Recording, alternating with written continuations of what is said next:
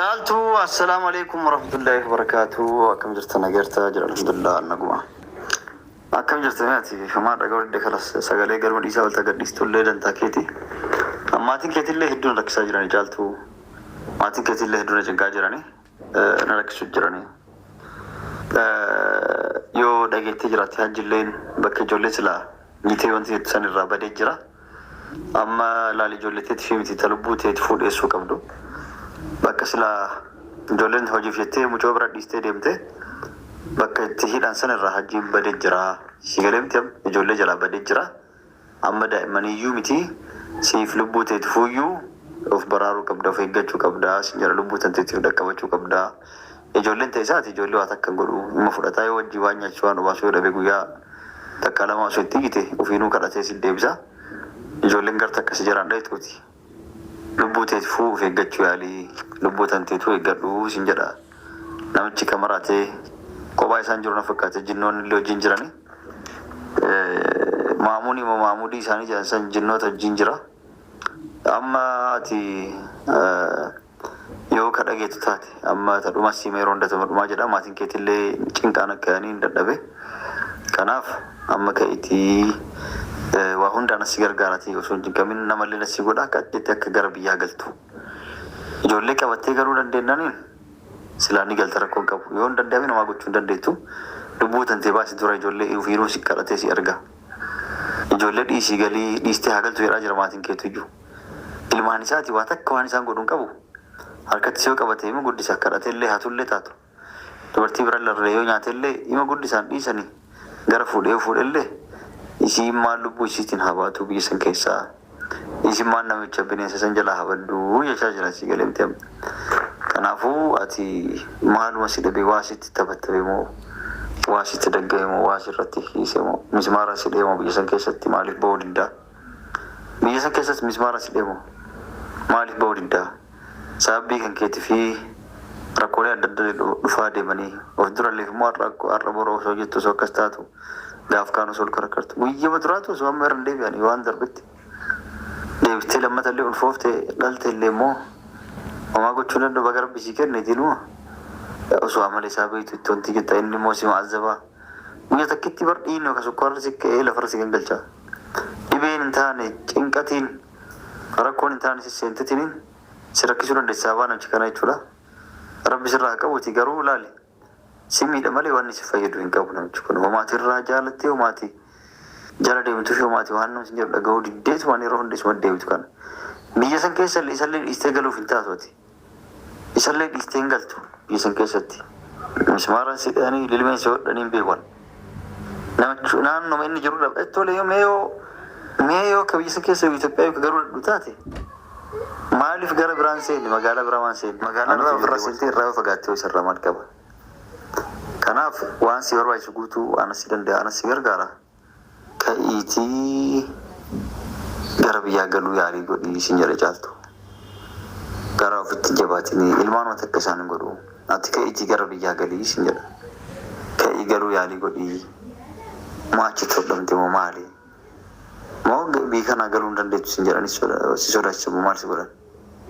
Moo maatii keettuun galii sin jedha. Dhiyoo isaan akkas jedhan taate. Anaan immoo haa galtuu akka galtuu godhu nu gorsi. Maali jedhaa na barbaatani? Siin maali rakkoon? Maatiin rakkoo qabda waan biraati. Wantumaan galuu si dhibu nama hedduu achii gali kun eeman keessaa yaa'e. Kanaafuu caaltu sagalee na dheeratee gadhiise. Akkasitti mee kaaminallee kan callistee gaaf silaati deettuu fi gaaf silaasi bira dhaabachuu qabdu sillee nagar deettu bira dhaabatte. Ati itti deddeebitee tumuu kanaaf si rakkisuu si azzabuun waan nama argatu qabdu booda si miidhuu dandeetti gaafa achi kaatee nama argattee jabaattee waa rakkoo isirraa argite sitti garagaltee si miidhuu dandeetti fa'a sanillee ofirraa qabbanees ofirraa dhiisii sin jedha. Kanaafuu tasin jedhe tana itti bulitii deebisaa si eegaanaaf himii galuu qabda gara biyyaa.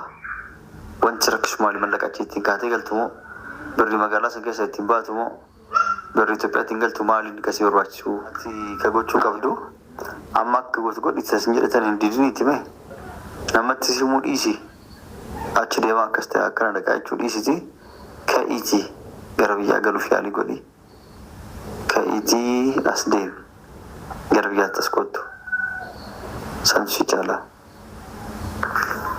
akkasii dubbilee si dheerasee jira. Mee gorsa kiyya kana si tuffatiin itti madhageeffadhuuti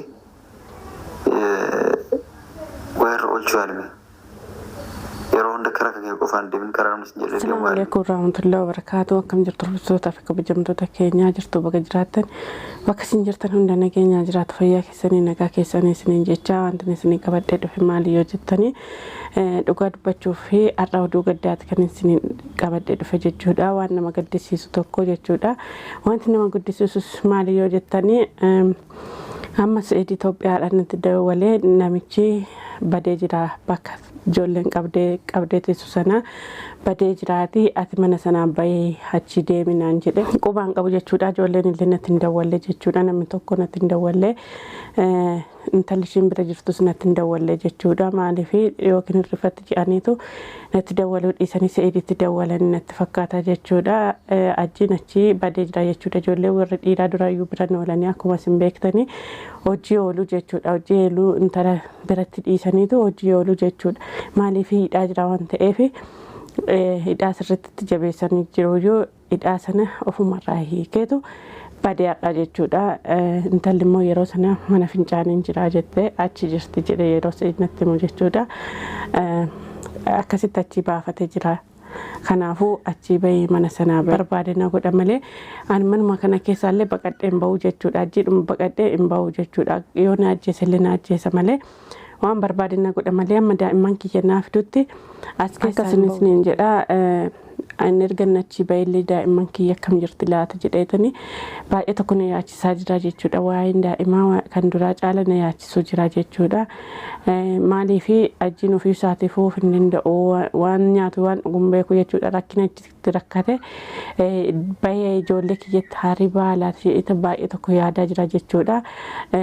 Kaamilaan immoo yoo wal quba qabaatanii yoo ishiinillee quba qabaatte ishiillee deemee ishii gaafadha jechuudha. Burugana manarrallee sa'aatiin deemeera waan ta'eef burugana man dhaqee ishii gaafadha kaamilaa gaafadha jechuudha. Yoo wal quba qabaatanii jechuudha. Maaliif kaamilaan waan hundayyuu hin beekti waan hundayyuu itti hima waan ta'eef ishiin dubbachuu sodaatti malee hin beekti jechuudha. Kaamilaan maaliif ishiillee haddadeetu jira isaanumaa sin godhanii omaallee sin godhanii jedheetu ishii haddadee jira malee hin beekti waan hundayyuu hin beekti kaamilaan. Najaabiu jechuudha. Ajiin akkamitti dhidhaan masanaa ofirraa hiikee kaamilaan hafte jechuudha. Yookiin ishuma irraa hiikee badi jedheen jechuudha. Kaamilaan immoo boruudha ishii bira dhaqee akkatti nimsiisonatu beeka jechuudha. Kaamilaa harkanatu irra qaqqabe jechuudha. Nati ishii sossobee maaliif akka yoo asiidii fi zayitii danfaatti naqan malee hin himtu jechuudha. Kaamilaan waan hunda yoo ta'u beektu afaan keessa qabattee teessi jechuudha. Maaliif kun hunduu sodaa ajiiti jechuudha. Kanaafuu hordoftootaa fi kabajamtoota kiyyaa Sa'iid sagalee naa ergee jira jechuudha. Sagalee sana dhaggeeffannee walitti deebinaa nafaana tura. Du'aa illee naa godhaan isiniin jedha sumaanu.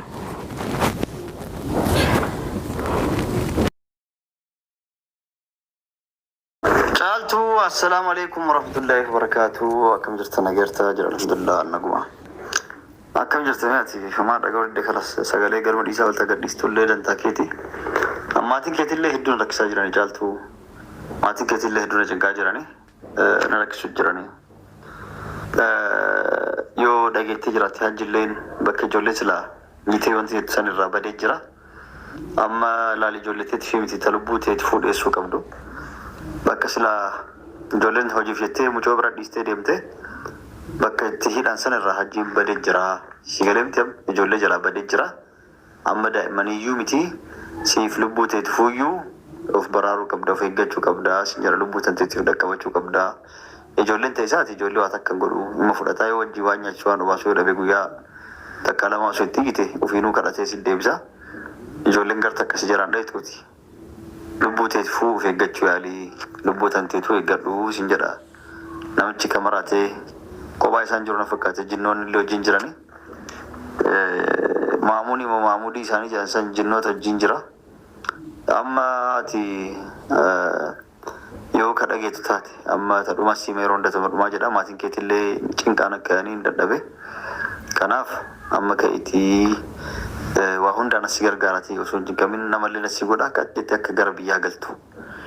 Ijoollee qabattee garuu dandeennaniin silaani galta rakkoon qabu yoo hin danda'amin waa gochuu hin dandeettu lubbuu tantee baasi dura ijoollee ufiiruu si kadhatee si arga ijoollee dhiisii galii dhiistee hagaltu jedhaa jira maatiin keetu iyyuu ilmaan isaati waa takka waan isaan godhuun qabu harkatti si yoo qabatee ima guddisa kadhatee illee hatullee taatu dubartii bira larree yoo nyaate illee ima guddisaan dhiisanii gara fuudhee illee isiin maal lubbuu isiitiin habaatu biyya san keessaa isiin maal namicha bineensa san jalaa habadduu jechaa jira si galeemte kanaafuu ati maaluma si dhabe waa sitti taphattabe moo waa sitti dagga'e moo waa sirratti hiise moo mismaara si dheemo biyya san keessatti maaliif ba'uu diddaa biyya san keessatti mismaara si dheemo maaliif ba'uu diddaa sababbii kan keetii fi rakkoolee adda adda dhufaa deemanii of duralleef immoo har'a boroo osoo jettu osoo akkas taatu gaaf kaan osoo ol karakkartu guyyama duraatu osoo amma irra hin deebi'anii waan darbetti deebiftee lammata illee ulfooftee dhalte illee immoo homaa gochuu danda'u baga rabbi sii kenneetiinuma osoo amala isaa beektu itti wanti jetta inni immoo si ma'azzabaa guyya takkitti bar dhiinoo ka sukkaarra si ka'ee lafarra si gangalchaa dhibeen hin taane cinqatiin rakkoon hin taane sisseentitiniin si rakkisuu dandeessaa waan achi kana jechuudha rabbi sirraa qabuuti garuu laali si miidha malee waan si fayyadu hin qabu namichi kun homaatii irraa jaalattee homaatii jala deemtu fi homaatii waan namni jedhu dhaga'uu diddeetu waan yeroo hundeesuma deemtu kana biyya san keessa isallee dhiistee galuuf hin taatuuti isallee dhiistee hin galtu biyya san keessatti mismaaraan si dhahanii lilmeen si hodhanii hin beekan namichi naannoma inni jiru dhabdhettoolee yoo meeyoo ka biyya san keessa Itoophiyaa yoo garuu dhadhu taate magaalaa biraa ofirraa seentee irraa yoo fagaattee yoo isarraa maal qaba kanaaf waan si barbaachisu guutuu waan si danda'a waan si gargaara ka'iitii gara biyyaa galuu yaalii godhii isin jedha caaltu gara ofitti jabaatinii ilmaan wata akka isaan hin godhu ati ka'iitii gara biyyaa galii isin jedha ka'ii galuu yaalii godhii maachi todhamte moo maali moo biyya kanaa galuu hin dandeettu isin jedhan si sodaachisa moo maal si godhan moo maatii keettuun galii isin jedha dhiyoordoo isaan kakkas jedhan taate anaan immoo ati galtuu godhu nu gorsi maali jedhaa na barbaatani siin maali rakkoon maatii rakkoo qabda bona biraatti wantumaan galu si nama hedduu achii gali kun eeman keessaa yaa'e wantumaan achii barbaaddu maali kanaafuu caaltu sagalee na dheeratee gadhiise akkasitti mee kaaminallee ka callistee gaaf silaati deettuu fi gaafa silaa si bira dhaabachuu qabdu sillee na gara deettu si bira dhaabatte ati itti deddeebitee tumuu kanaaf si rakkisuu si azzabuun waan nama argattu qabdu booda si miidhuu dandeetti gaafa achi kaatee nama argattee jabaattee waa rakkoo isirraa argite sitti garagaltee si miidhuu dandeetti fa'a sanillee ofirraa qabbanees ofirraa dhiisii sin jedha kanaafuu tasin jedhe tana itti bulitii deebisaa si eegaanaaf himii galuu qabda gara biyyaa wanti rakkisu maali mallaqa achi ittiin kaatee galtu moo birri magaalaa san keessa ittiin baatu moo birri Itoophiyaa ittiin galtu maaliin kasii barbaachisu naa hime kanaafuu ati ka gochuu qabdu amma akka gootu godhi tasin jedhe tana hin didiniitti mee namatti simuu dhiisi achi deemaa akkas ta'e akkana dhaqaa jechuu dhiisiti ka'iitii gara biyyaa galuuf yaalii godhi ka'iitii as deemi gara biyyaatti as kottu santu si caalaa akkasii dubbilee si dheerasee jira mee gorsa kii kana si tuffatiin itti madhageeffadhuuti weerra oolchuu yaalime yeroo hunda karaa kan kee qofaan deemin karaa namni sin jedhee deemuu yaalime. Hordoftoota fi kabajamtoota kiyyaa kun waan Sa'id dhageessanii jirtanii jechuudha. Sa'id lubbuu kee bichaa baafadhu achi keessaa inni abbaadhaa homaa hin godhunaan jedhee Sa'id dhugaa dubbachuudhaaf baay'isee si galateeffadha jechuudha. Haadhaaf abbaa koo caalayyuu si galateeffadha galatoomnaa jiraadhu siin jedha. Ani garuu daa'imman dhiisas keessaan deemu utuun du'eeyyuu asumatti kokkee koo muranii na ajjeesan malee hin deemas keessaan siin jedha. Maaliifi ijoollee koo dhiisee eessatti hin deemaa eessatti hin galaa maatii warri galinaan jedhanillee isaanillee naa yaadanii akkuma nani daa'imman kiyyaa yaadu isaanis naa yaadaniitu galinaan jedhu malee waan biraatii miti jechuudhaan immoo daa'imman kiyyaa sitti dhiisee bineensa harkatti dhiisee galuu hin danda'u jechuudha. Maaliif dhiifama naa godhinsiin jedha Sa'id dhugaa dubbachuudhaaf si kabajaan baay'ee tokko si kabajaa galatoomnaa jiraadhuuti gorsa keellee didee otoo hin ta'in daa'imman kiyya dhiisee galuu waan hin dandeenyeef jechuudha harka bineensota kanarratti dhiisee yoo daa'imman kiyya na jalaa miidhanoo yoo waan tokko na jalaa godhanoo kanaafuu galuu hin danda'u kaamilaanis namiitu waan tokko nan gootu garuu daa'immanuma kiyya miidhin malee miidhaan ishiin namootu waan tokko natti hin fakkaatu jechuudha jinillee yoo na miidhe waan tokko natti hin fakkaatu daa'immanuma kiyya miidhini malee kanaafuu omanan godhanii jechuudha as keessatti omanan godhanii ba'uullee danda'u jechuudha akkasii kaamilaa biru dhaqee waan ishiin beektu hundayyuu ishiin garuu hundayyuu beekti bakka ni jiru bakka daa'imman jirtu hundayyuu natti himte ani kaamilaarra dhimma hin qabu kaamilaa ani ishii kabajaa ishii jaaladha maaliif ishiitu kan hunda na godhe malee ani kaamilaarraa jibba hin qabu jechuudha garuu bakka daa'immanii bakka jinatti nimni taanan ammallee hin gadhiifamtu jechuudha ganaa waan guddaa ishii gochuu deema jechuudha akkuma daa'imman kiyya rakkiste ishiillee rakkisuu deemanii jechuudha kaamila garuu ani daa'imman kiyya yoo natti himtee bakka isaanii natti himtee bakka jinatti himtee bakka suutuma jettan itti nimneetteellee yoo natti himtee otoo viidiyoollee waraabin otoo waan tokko hin ta'in an dhaqee daa'imman kiyya fudhachuu nan danda'a jechuudha viidiyoollee waraabee otoo hin gadhiisine jechuudha yoo hajjillee akka tasaa sodaattee ani suma hajji faanaa sa'u yookiin immoo ofumaa hin barin jedhaan malee waan tokko hin jedhuun jechuudha yoo viidiyoollee gadhiisu jechuudha kanaafuu daa'imman kiyya qofan barbaada jechuudha waan tokko hin barbaadu daa'imman kiyya malee daa'imman kiyya argannaan ani bakka karuma bahaaraatiin akkuma seennaan jedhe homaa yoo ta'u barbaadin lubbuu kiyyaaf lubbuu daa'imman kiyyaa fudhadhee gara Itoophiyaatti deema jechuudha.